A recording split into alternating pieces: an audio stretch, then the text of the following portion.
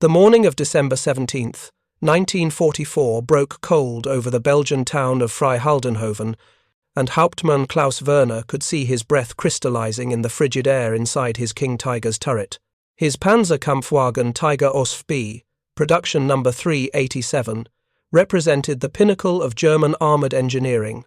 185 mm of frontal turret armour, 150 mm on the upper glacis, sloped at 50 degrees.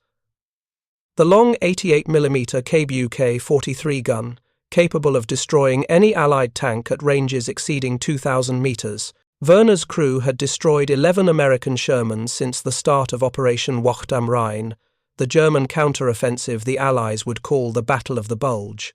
If you're enjoying this deep dive into the story, hit the subscribe button and let us know in the comments from where in the world you are watching from today. Each engagement had followed the same pattern. Spot the angular American silhouettes at distance. Wait for the gunner, Obergefreiter Ernst Hoffmann, to calculate range and lead. Watch the 88 mm armor-piercing round punch through Sherman armor like paper. The Americans called their 75 mm gun inadequate. Werner had a darker assessment. Against the King Tiger, American tanks were targets, not threats. But this particular morning, something fundamental was about to change. American tank destroyer doctrine, refined through bitter experience in Normandy and the Siegfried Line battles, was bringing a new weapon to bear. The 90 mm gun motor carriage M36, officially designated the Jackson, though crews rarely used the name. Werner didn't know it yet, but in the next 90 seconds, everything he believed about German armoured superiority would collide with American industrial ingenuity and tactical desperation. Through his commander's periscope, Werner scanned the snow-covered approaches to Vrijhaldenhoven. Intelligence reports warned of American armoured probes, Third Army units attempting to relieve surrounded paratroopers in Bastogne. His, King Tiger, sat hull down behind a low ridge, only the massive turret exposed, presenting the smallest possible target. German doctrine emphasized defensive positioning. Let the Americans come. Make them attack uphill, across open ground, into prepared positions. The King Tiger's frontal armour had never been penetrated in combat, not by British 17-pounders, not by Soviet 85 mm guns, certainly not by American 76 mm weapons. Hoffmann adjusted his Termsiel-Fernrohr 9D monocular sight, the articulated telescopic device that gave King Tiger gunners legendary accuracy. At 1,000 meters, the probability of a first-round hit on a tank-sized target exceeded 90% under ideal conditions. At 1,500 meters, still better than 85%, the long 88's muzzle velocity of 1,020 meters per second meant flat trajectory, minimal lead calculation, devastating kinetic energy on target. Movement, 11 o'clock, Hoffmann announced with mechanical precision that came from months of combat experience. Werner swung his periscope left. Through the morning mist, he could make out angular shapes advancing cautiously along a tree line. American armor, definitely. But something looked different about the lead vehicle's silhouette. The turret profile seemed wrong, taller, more angular than a standard Sherman. Range? Hoffmann worked his rangefinder, a stereoscopic device mounted coaxially with the main gun. 1,200 meters. Advancing at approximately 15 kilometers per hour. Werner's tactical brain processed information automatically. At current closure rate, the Americans would reach effective engagement range for their 76 mm guns in approximately 6 minutes. But the King Tiger's 88 could engage decisively right now. Load armor-piercing. The loader, Gefreiter Hans Müller, had already anticipated the command. The distinctive metallic clang of a Panzergranit 39/43 armor-piercing capped ballistic cap round slamming into the breech echoed through the turret. Müller's movements were practiced, efficient. The King Tiger carried 86 rounds of main gun ammunition, standard combat load, 43 Panzergranate AP rounds, 43 Sprenggranate high-explosive rounds, a few precious Panzergranate 40/43 tungsten-cored armor-piercing composite rigid rounds, if they were lucky. Werner's tank had 3. Target acquired, Hoffmann reported. Lead vehicle, center mass, fire when ready. But Hoffman hesitated. Something about the target profile troubled him. The turret armor on a Sherman M4A3 was 64 mm at the front. Easy penetration at this range. But this vehicle's turret looked different, more heavily constructed, a rounded gun shield. And the main gun itself seemed longer than a Sherman's usual 75 mm weapon. Herr Hauptmann, I recommend we let them close another 300 meters, better angle on the glacis plate. Werner understood the reasoning. At 900 meters, the downward angle would improve penetration characteristics against sloped armor.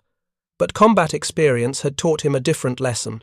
Never give an enemy time they don't need. Fire now. The King Tiger rocked backward as 5.3 kilograms of propellant ignited, sending an 11 kilogram armor-piercing round downrange at 825 meters per second. Through his periscope, Werner watched the tracer arc across the frozen Belgian landscape. Perfect lead, perfect elevation. Direct hit on the turret front. Werner waited for the characteristic orange bloom of internal ammunition detonation, the black smoke, the desperate scramble of crew members abandoning their dying vehicle. Sherman tanks brewed up spectacularly when penetrated. The Americans themselves called them Ronson lighters. Nothing happened. The American tank destroyer, for that's what Werner now realized it must be, continued advancing. The shell had struck true. He'd seen the spark of impact on the turret face. But no penetration. No fire. No kill. Reload! Werner's voice cracked for the first time in months of combat. Müller already had another round chambered. Hoffman made minute adjustments to elevation and lead. The American vehicle was closer now, 1,100 meters, still advancing. Its longer gun was traversing, searching for targets. Fire. Another perfect hit. This time Werner saw the impact clearly through his periscope. The round struck the glacis plate where the turret met the hull. Sparks, the screech of hardened steel on hardened steel. The round deflected upward at an angle, tumbling away into the forest behind. What in God's name is that thing? Hoffman's professional calm finally cracked. Werner's mind raced through everything German intelligence had briefed about American armor. The M10 Wolverine tank destroyer, with its 3-inch gun, inadequate against modern German tanks. The M18 Hellcat, faster but lightly armored, easily destroyed. The new M36 Pershing tank with a 90mm gun, but only a handful had reached Europe. This was something else. Something new. According to battlefield reports compiled by the United States Army Center of Military History, the M36 gun motor carriage Jackson featured a 90mm M3 gun mounted on a modified M10 hull. The vehicle entered combat in Europe in September 1944. Initial deployment was limited. By mid-December 1944, only 236 M36's were in combat on the Western Front. But those 236 tank destroyers represented a fundamental shift in the tactical equation. The 90mm gun M3 could fire several ammunition types. The M82 armor-piercing capped shot, standard issue, had a muzzle velocity of 810 meters per second and could penetrate 129 millimeters of armor at 30 degrees from vertical at 500 yards, respectable but insufficient against the King Tiger's frontal armor. But there was another round, the T-30E16, designated M304 in production, high-velocity armor-piercing, HVAP, tungsten carbide core, muzzle velocity of 1,020 meters per second, penetration of 195 millimeters at 900 meters against 30-degree sloped armor. The King Tiger's production turret front, 185 millimeters, essentially vertical. Werner didn't know these specifications, neither did Hoffman or Müller, but they were about to learn them in the most direct way possible. Driver, reverse. Werner ordered into his throat microphone. The intercom connected him to Unteroffizier Friedrich Koch, sealed in the forward hull. If you find this story engaging, please take a moment to subscribe and enable notifications. It helps us continue producing in-depth content like this. wrestling with the Maybach HL 230 P30 V12 engine that produced 700 horsepower but moved the 69-ton behemoth with painful sluggishness. The King Tiger's transmission engaged with a grinding whine. The tank began backing up the slope, trying to get hull down again, to present the smallest possible target. But the reverse speed was only 12 kilometers per hour. The Americans were still closing, 900 meters now. And then Werner saw the flash. The American tank destroyer's 90mm gun fired. The muzzle blast was distinctive, different from a Sherman's lighter weapon, larger, more violent, and the tracer, screaming toward his position at just under the speed of sound. Time seemed to slow. Werner had seen hundreds of projectiles fired in combat. Most missed. Some glanced off armor, a few penetrated. He'd developed an almost supernatural ability to judge whether an incoming round would connect. This one would hit. The tungsten-cored HVAP round struck the King Tiger's turret front 7 centimeters left of the gun mantlet. The tungsten-cored HVAP round turret outer steel shell of the composite projectile crumpled on impact, but the solid tungsten carbide core, denser than steel, harder than almost any material on Earth, continued forward. Kinetic energy concentrated into a pencil-thin penetrator, moving at 1,000 meters per second. The 185mm armor plate, forged by Krupp, hardened to face hardened quality, considered impenetrable by Allied tank guns, fractured. The tungsten core punched through, fragmenting as it broke the inner surface. Small, superheated metal fragments exploded into the turret interior. The carefully arranged combat routine, where every crew member knew their position and task, dissolved into chaos. Müller, the loader, took the worst of it. Metal fragments caught him across the chest and throat. He collapsed against the turret wall, blood spreading across his winter uniform. Hoffman screamed, his left hand mangled by a piece of armor plating that had been part of the gun breech mount seconds earlier. The turret filled with smoke, acrid, choking, the smell of burning propellant mixed with the copper tang of blood. Werner felt something hot slash across his face. His right eye suddenly wouldn't focus.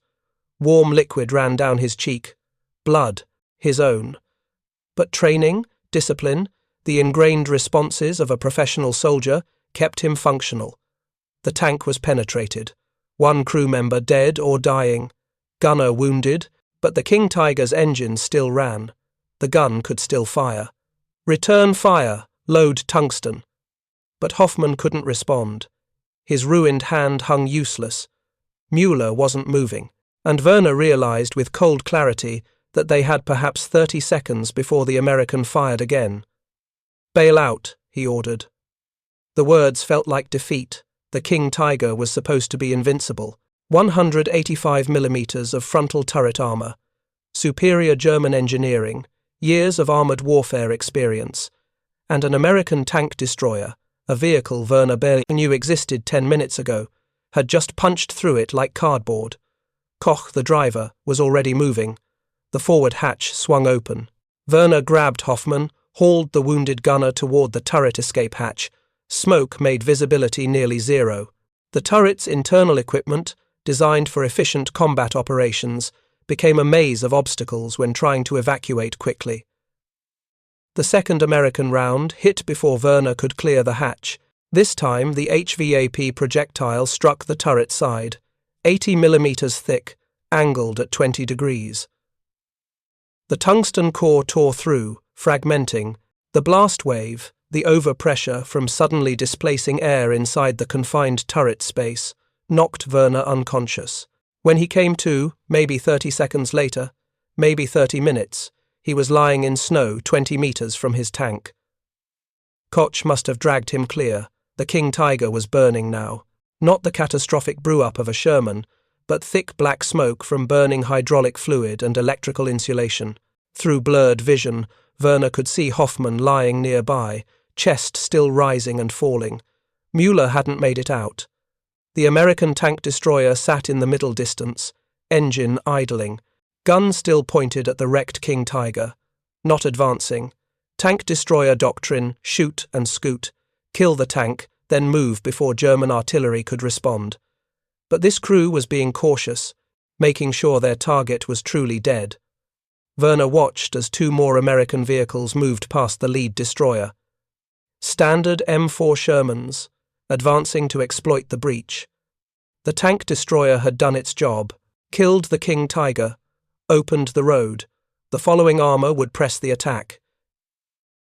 In his 29 months of combat, from Kursk to Normandy to the Ardennes, Klaus Werner had never abandoned a tank, had never been forced to concede that superior enemy firepower could defeat superior German armor. But as he lay in the snow, watching his crew's King Tiger burn, he understood something that German high command was only beginning to grasp. The Americans had learned.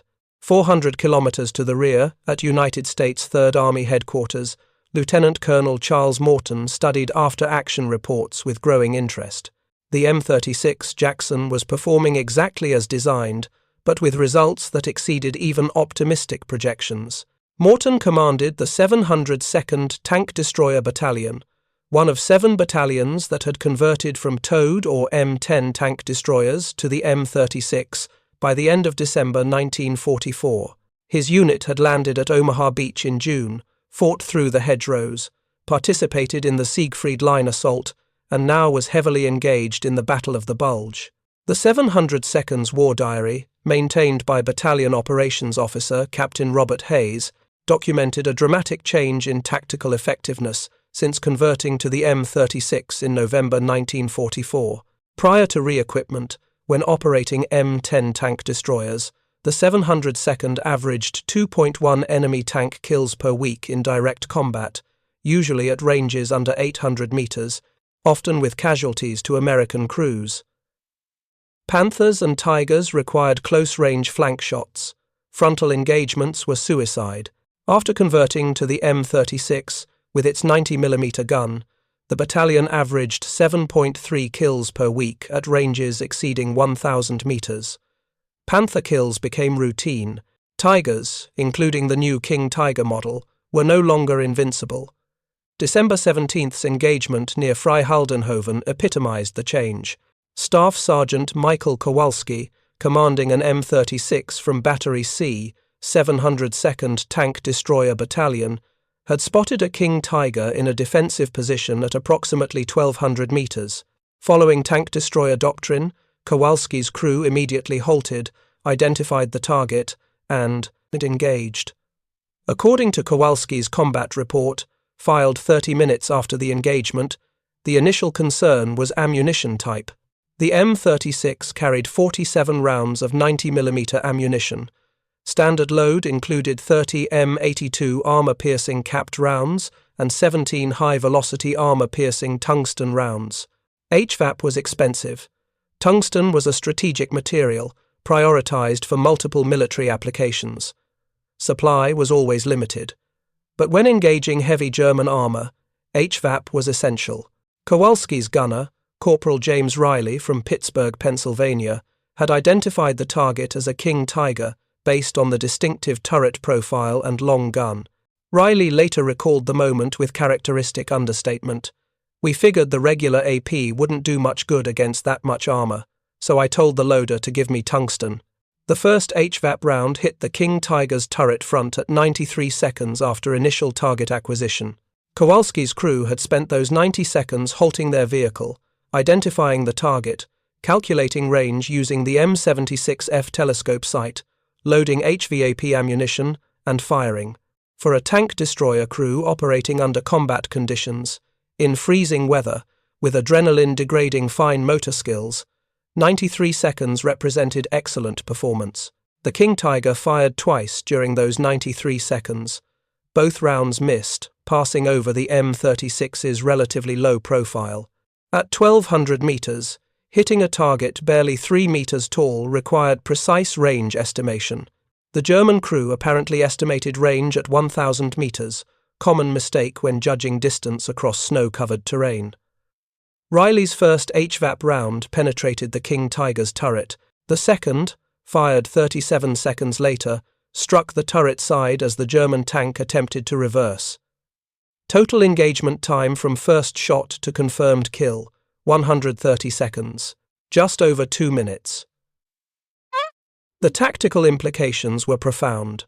For the first time since Germany deployed Tigers in 1942, American armor units had a weapon capable of destroying heavy German tanks frontally at combat ranges. Not through maneuvering, not through combined arms tactics, just straight-up firepower. Morton understood this represented more than tactical advantage. It was psychological. German tank crews, particularly Tiger and King Tiger crews, had operated with confidence bordering on arrogance. Their armor was impenetrable, their guns superior. Tactical doctrine assumed American armor would die before closing to effective range. The 90mm HVAP round changed that calculation entirely. The afternoon of December 18, 1944, found Corporal James Riley in Battery C's bivouac area, 3 kilometers behind the line, cleaning his M36's 90mm gun. The weapon that had killed a King Tiger yesterday now required the mundane maintenance that kept tanks operational. Bore swab, chamber inspection, recoil cylinder check, the unglamorous reality of armored warfare. Riley was 23, drafted out of a Pittsburgh steel mill in 1942. Before the war, he'd operated a hydraulic press that stamped car fenders. Now he operated a gun that could destroy 69-ton German tanks. The transition felt surreal. Staff Sergeant Kowalski approached with a clipboard, the universal symbol of military bureaucracy. "Regiment wants a detailed after-action report on yesterday's engagement," Kowalski said without preamble. "Everything. Range, ammunition type, time of engagement, results. They're building a tactical database on the M36 versus German heavy armor." Riley nodded. The Army's obsession with documentation sometimes felt pointless, but this time he understood the logic. The M36 was new, only a few hundred in Europe. Every combat encounter provided data that might save lives. They particularly want to know about the HVAP effectiveness, Kowalski continued. Tungsten's expensive, supplies always short. They need to know if it's worth prioritizing for tank destroyer units. Riley remembered the moment yesterday with crystal clarity. The King Tiger's turret, massive and intimidating at 1,200 meters. The first HVAP round punching through armor that was supposed to be impenetrable. The satisfaction, tinged with disbelief, that American firepower could match German engineering. "Tell them it works," Riley said simply. "Tell them it works real good." The story of how the M36 came to exist involves institutional resistance, tactical desperation, and American industrial might, operating at a scale that seems impossible in retrospect. In late summer 1942, with American forces not yet committed to ground combat in Europe, Army Ordnance began examining the potential of mounting a 90mm anti-aircraft gun on a mobile chassis. The 90mm M1/M2 gun was designed primarily for anti-aircraft use, but its high muzzle velocity and heavy projectile made it theoretically capable of defeating heavy armor. The initial prototype, designated T-53, attempted to create a dual-purpose weapon, anti-aircraft and anti-tank. The concept was ambitious, but impractical. The mounting was unstable. The turret couldn't handle the gun's weight. The project was cancelled in 1942. But the underlying idea, mounting a 90mm gun on a tank destroyer chassis, had merit. In October 1942, the Ordnance Department tested mounting the experimental 90mm gun T7 into the turret of an M10 tank destroyer.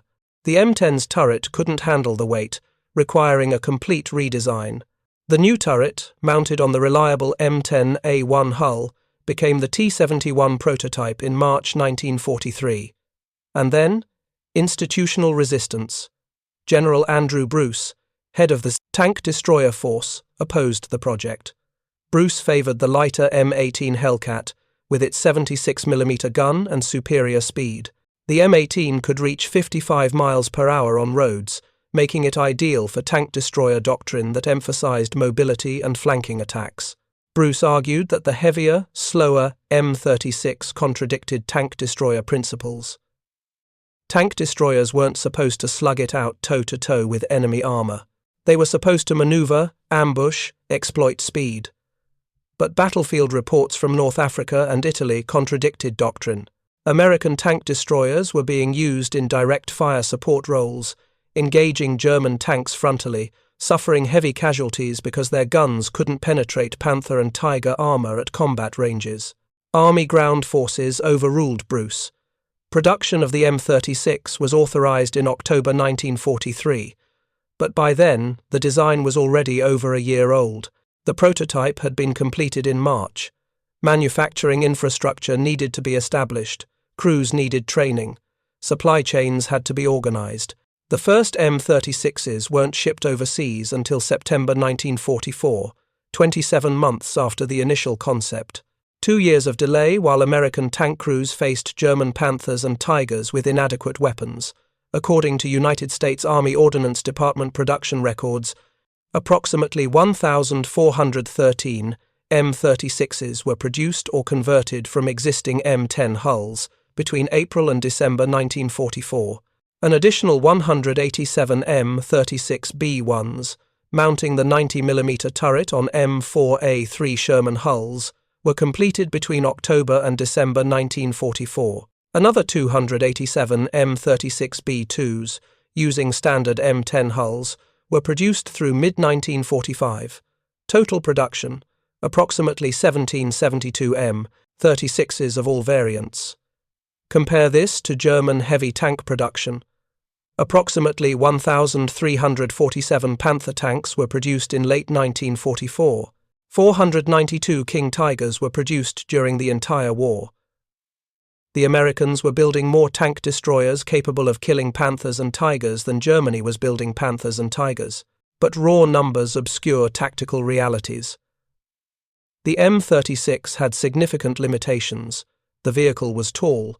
At 10 feet, it presented a larger silhouette than the M10 it replaced. The open-topped turret, a weight-saving measure common to all American tank destroyers, made crews vulnerable to artillery airbursts, mortar fire, and hand grenades. German doctrine increasingly emphasized calling artillery on American tank destroyers rather than engaging them directly. The 90mm gun, while powerful, had limitations. The standard M82 armor-piercing round could not reliably penetrate Tiger II frontal armor at any range. Testing conducted in December 1944 by the 703rd Tank Destroyer Battalion concluded that only HVAP rounds could defeat King Tiger frontal protection, and HVAP was scarce. Tungsten carbide was a strategic material, required for armor-piercing ammunition, cutting tools, industrial machinery. American production of tungsten was limited. The United States imported significant quantities from China, but wartime logistics made supply unreliable. Tank destroyer battalions were typically allocated only 15 to 20 HVAP rounds per vehicle. Compared to 30 or more standard armor-piercing rounds, crews had to decide, in the heat of combat, whether a target justified using one of their precious tungsten projectiles. Corporal Anthony Pinto, gunner in an M36 of the 776th Tank Destroyer Battalion, faced this decision in November 1944 near Metz, France. His crew engaged Panther tank at extreme range, approximately 4,200 yards, over 2.5 miles. The Panther was hull down behind a ridge, only the turret visible. At that distance, using standard AP ammunition was pointless. The round would either fall short or lack sufficient energy to penetrate. But Pinto's crew had HVAP, and the Panther was clearly directing fire against American infantry attempting to advance across open ground. Pinto later recalled the moment for battalion historians. "I told the TC we needed tungsten for this shot." He hesitated. "We only had 18 HVAP rounds left, but that Panther was killing our guys." So he authorized it. Pinto's first HVAP round fell short by an estimated 50 yards. The second, with adjusted elevation, struck the Panther's turret. At 4,200 yards, the kill was remarkable. And lucky. At extreme range, even HVAP's superior ballistics couldn't guarantee accuracy. But the engagement demonstrated what the M36 could do when circumstances aligned. No other American armored vehicle could have made that shot. The 76mm gun on an M18 Hellcat or M4A3 Sherman lacked both the range and penetration. Even the British Firefly, with its 17-pounder gun, would have struggled. Lieutenant Alfred Rose, also of the 814th Tank Destroyer Battalion, scored an even more impressive kill. Rose engaged and destroyed a Panther at 4,600 yards using HVAP ammunition.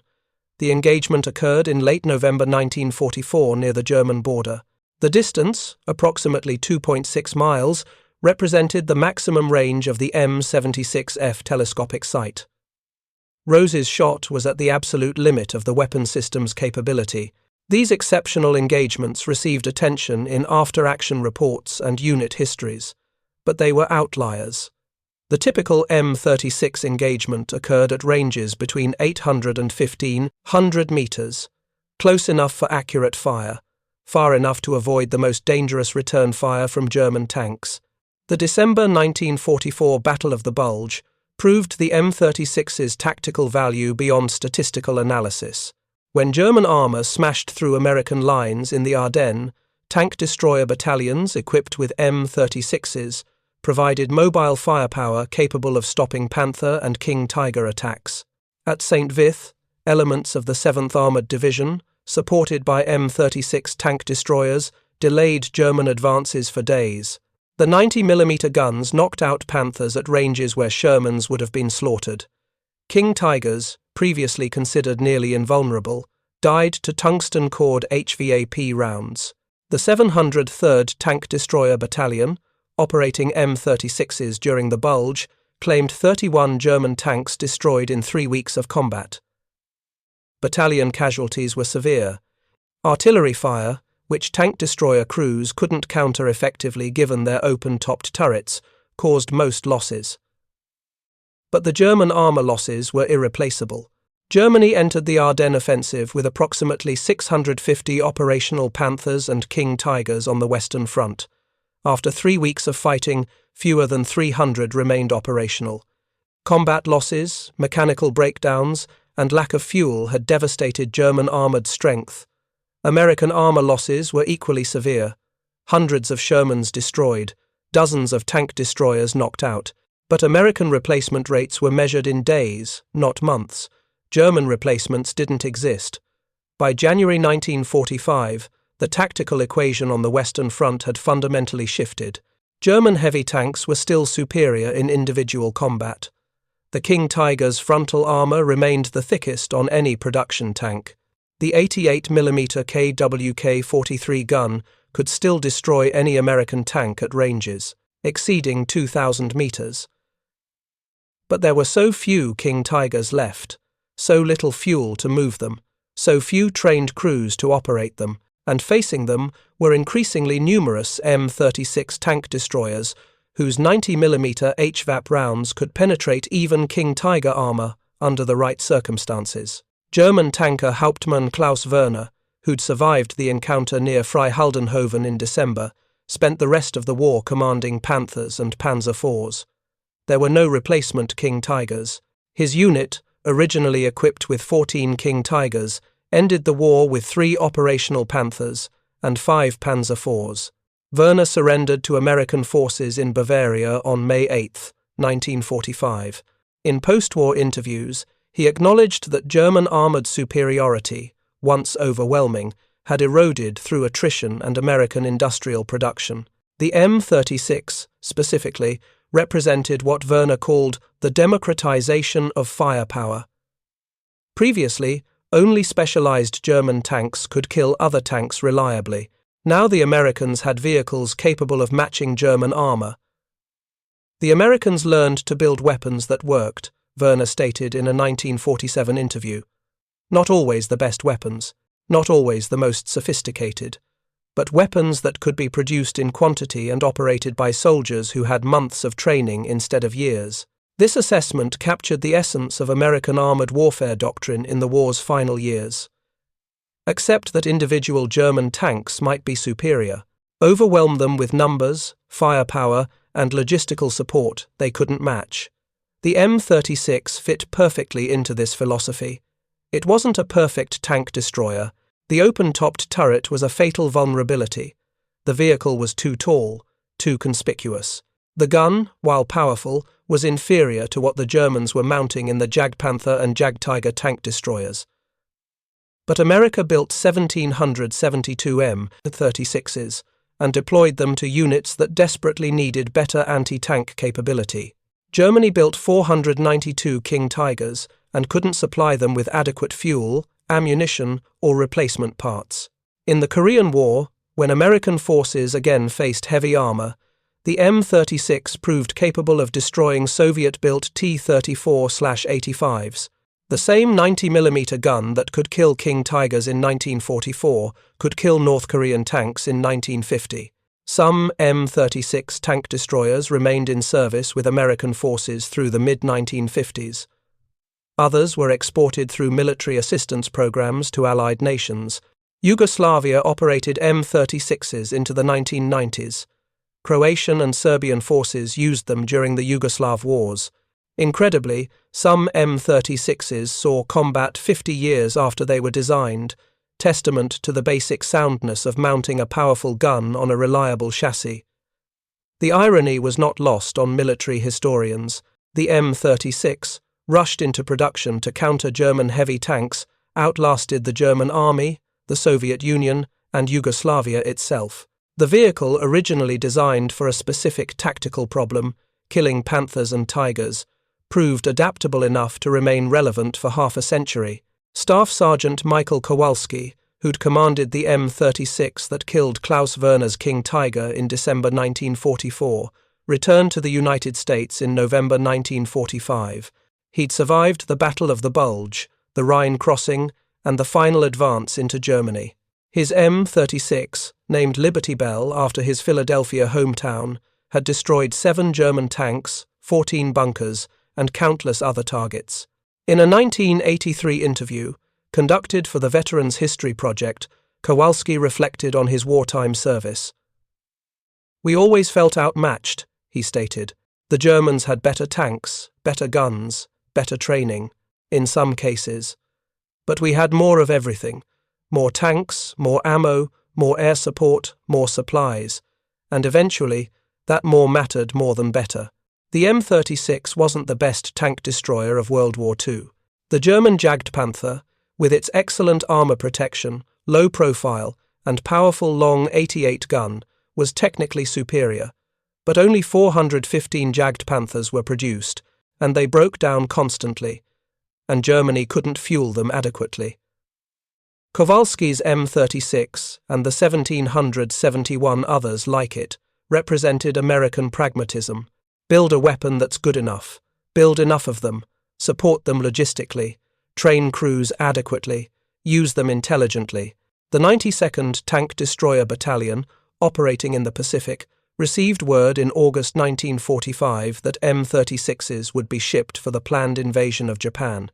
The battalion had been operating M10 tank destroyers, which were adequate against Japanese armor, but lacked the punch for fortifications and bunkers. The 90mm gun would have been valuable in that role. The invasion never happened. Japan surrendered on August 15, 1945. The M36's allocated for the Pacific were eventually distributed to occupation forces or sold as military aid to Allied nations. Years later, military historians would debate the M36's significance. Some argued its limited production meant minimal strategic impact. Only 1,772 vehicles produced, compared to 49,000 Shermans. A statistical footnote. Others noted the M36's psychological effect on German tankers who'd grown confident in their technical superiority. The realization that American tank destroyers could now kill King Tigers frontally, with the right ammunition and circumstances, fundamentally altered tactical calculations. But for the crews who operated M36's in combat, the vehicle's significance was simple and profound. It gave them a fighting chance against German heavy armor. Not a guarantee. Combat never offers guarantees. But a chance. And in war, a fighting chance was sometimes the difference between survival and death. Corporal James Riley, who'd fired the HVAP round that penetrated Klaus Werner's King Tiger in December 1944, never fired his gun in anger again after the war. He returned to Pittsburgh, went back to the steel mill, operated the same hydraulic press he'd worked before being drafted. In a 1996 interview, Riley was asked about the King Tiger engagement. Did he feel pride, satisfaction, relief? Riley thought for a moment before answering. Mostly, I felt grateful that we had the weapon to do the job. That tungsten round, that 90mm gun, meant I got to go home. Meant the guys in the Shermans behind us didn't have to die trying to flank that Tiger. Equipment matters. Having the right tool for the job, that matters. The M36 Jackson was the right tool, developed late, deployed in limited numbers, but effective when circumstances demanded. It represented American industrial and tactical adaptation, the willingness to recognize a problem, German heavy armor superiority, and engineer a solution, even if imperfect. The 90 seconds it took for an M36 crew to identify, engage, and destroy a King Tiger represented more than tactical procedure. It represented American military doctrine in microcosm. Speed, firepower, industrial backing, crews trained to standard operating procedures that emphasized efficiency over individual brilliance. Klaus Werner survived the war and lived in West Germany until 1988. He never returned to armored vehicles, working instead as a civil engineer. In occasional interviews, he maintained that German tanks were technically superior, but acknowledged that superiority meant nothing without fuel, ammunition, and numerical strength. Michael Kowalski remained in the army, serving through the Korean War. He retired as a major in 1963. He attended several Tank Destroyer reunions and remained friends with James Riley until Kowalski's death in 2002. The M36 that killed Werner's King Tiger, Liberty Bell, survived the war and was eventually shipped to a military museum in Texas, where it remains on display. The vehicle's combat record is documented on a placard: 7 German tanks destroyed, 4 pillboxes, countless other targets. 1 King Tiger, December 17, 1944, near Freihaldenhoven, Belgium. Visitors to the museum can see the 90mm gun, now silent, that once fired HVAP rounds capable of penetrating the thickest armor Germany could produce.